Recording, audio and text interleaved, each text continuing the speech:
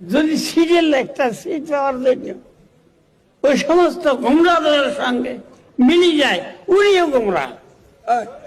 সতর্ক থাকতে হবে, ওনার মিলানোর কোনো সুযোগ নাই। ইসলামের নাম দিই, ইসলামের নাম দিই, ইসলামের জট খাড়ি দিতেছে এবং নিজেকে মুসলমান দাবি করতেছে এক জামাত দিবা।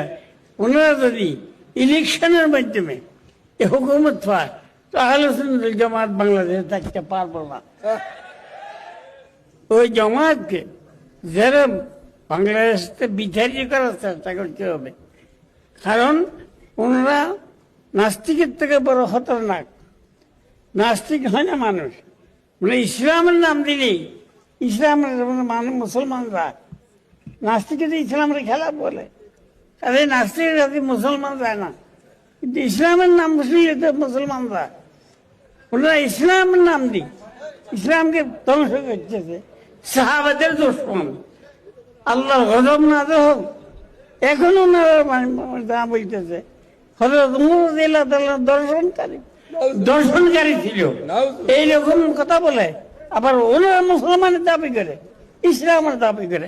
আমাদের খাবারে দেওয়া বল, ওনাদেরকে মুসলমান বলার রায় দেয় নাই।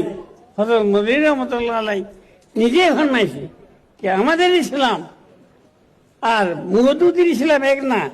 আমাদের ইসলাম মদিনার ইসলাম, আর মওদুদির ইসলাম জামাতে ইসলামী ইসলাম, মওদুদির ইসলাম। তখন ইসলাম দুটা, তো কোন মুসলমান একত্রিত ভাবে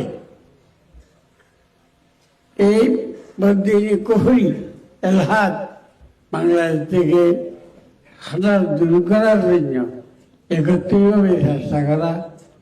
আলহামদুলিল্লাহ এই জাতীয় উলামা কাউন্সিল, আমি আশা করব যা বদিনী আছে বহুদিনী এলহাদি সব এর মোকাবেলা করি, বাংলাদেশকে মুক্ত করি, ইসলামী হুকুমত কায়েম করতে পারবো ইনশাআল্লাহ। সবাই যদি চেষ্টা করি, জাতীয় উলামা কাউন্সিলের অধীনে থাকি, আমরা সবাই একত্রিত হই, এই গুমরা ফেরকা বলতেন তো মনে নাই।